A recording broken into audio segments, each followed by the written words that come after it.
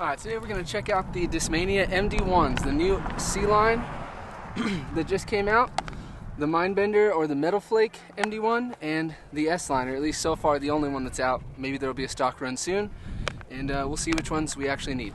Oh yeah, and if you haven't, check out the armorydiscgolf.com. They're going to have all of these. Check it out, you'll actually like the platform.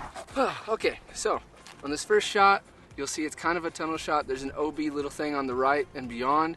And so I start off with the Mindbender, and you see that it's only about 280 feet, so you don't have to give it too much, and they'll hold, even at a hyzer angle, a very straight shot with a very slight, small, easy swing. Same with the MD1, or the S-line MD1. Just a little bit of hyzer, even a little higher, and it still won't swing a whole lot unless there's a right to left pushing it that way. But you will see that if you're wanting it to stay on hyzer and not turn or drift right, it needs to be on hyzer, because just a little less hyzer, that it'll drift right. And then we're trying to do the opposite version of this again, about 280 feet, OB on the left, and you're trying to anhyzer. And so with the MD1, you see the angle's a bit steep. They're not really capable of fighting out of that anhyzer angle, and so the Mindbender ends up a little short. The C line, that one does have a slight bit more fade than the other two, and so you'll see it barely flex out enough to swing at the end. It also didn't have as aggressive of an angle, and then the S line was just too aggressive with nothing to pull it out, and so it just cut rolled. And then I went into this 300 and about 35 to 350 foot, just trying to end straight. And so the Mindbender, that one on a little bit of hyzer, flipped up, flew straight for quite a long time, and then just kind of dropped out of the air there at the end.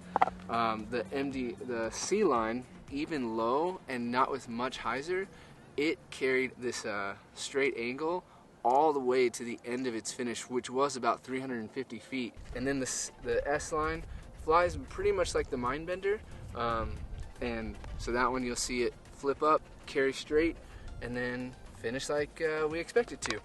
And then I moved into this trying to make it through a gap and not finish left or too far right, but just trying to first make it through the gap comfortably and then try to finish straight. And so the Mindbender, this one there is also again a right to left, and so the Mindbender flips up a little too soon. I probably didn't give it enough hyzer, and that right to left just kind of made it drift, and then it did fight down into that kind of straight 0-0 finish.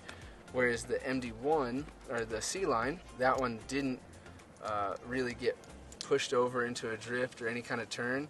It just flew straight and then dropped out of the air, which is kind of the pattern of what we're seeing with these ones. The S line, I even threw it a little higher, maybe slightly nose up, but even then with that right to left, it didn't really carry right much or left into a fade. It looked like it wanted to, but then it still just kind of dropped. And then on this, now I'm looking at this OB path along the right, trying to push about 340 on a hyzer, and so I had to put it up high so that it did have enough time to at least swing away from the out of bounds, just in case. And the Mindbender goes up there, you see it hold straight, just like every other hyzer shot so far, and then near the end of it starts to fade out left, really gently. Same with the new C line, the stock C line. That one, same thing, pushed out very straight, and it actually doesn't have much more fade, if any at all, at least in this one. And that there's a left to right kind of pushing on it a little bit. Whereas the S line will show you what happened when I threw this too low, and so it pushed out straight, but with no room between it and the ground, it barely fades out away from the OB. And so, and then I did this island shot, which I'm currently sitting in front of.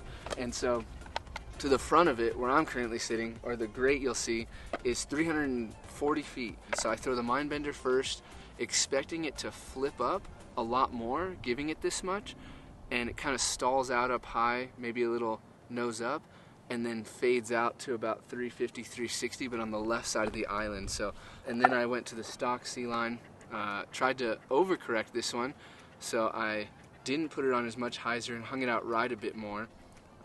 But then you see it drift a little more because you're putting so much on it, and so it just never actually fades back into the island. But then I went and corrected that with the S line, and you'll see on hyzer, pretty much every shot over 320, 315 with one of these is probably going to need to be on hyzer, maybe even 300, so it can flip up and fly straight for quite a while. And what's nice about these is they don't fly like maybe an Origin would, where an Origin would flip up straight and then also drift out into a turn. And then I did this 270-foot tunnel shot where I need the disc to finish right. The C-line, there is a right to left, and so I'm worried that it's not going to flip up if I put it on too much hyzer, so I actually throw it flat, a little flattened out left, and then I let it ante out into that right side finish. And this S-line, that one I did put on a little bit, just slight hyzer, and you see once it popped up, it did, like the wind did kind of push it out into its turn.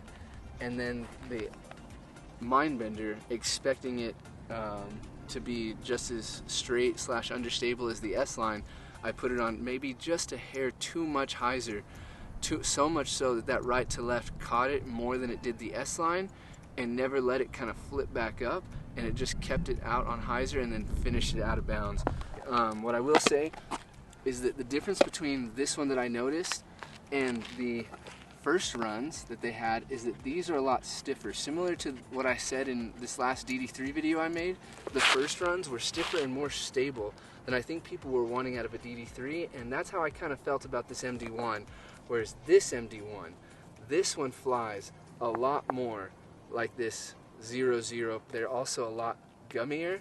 They have a lot more give than this one did. This one's a lot stiffer.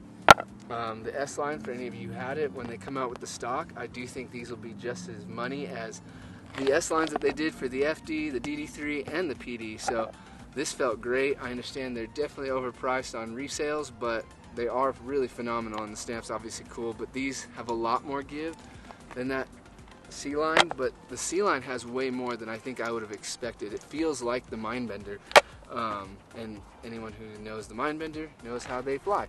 Like I said, if you haven't checked it out, check out the Armory Disc Golf. They'll have those in just a few days. So thanks again for watching, and let me know actually what your guys' experiences are with the MD1s. Thanks for watching.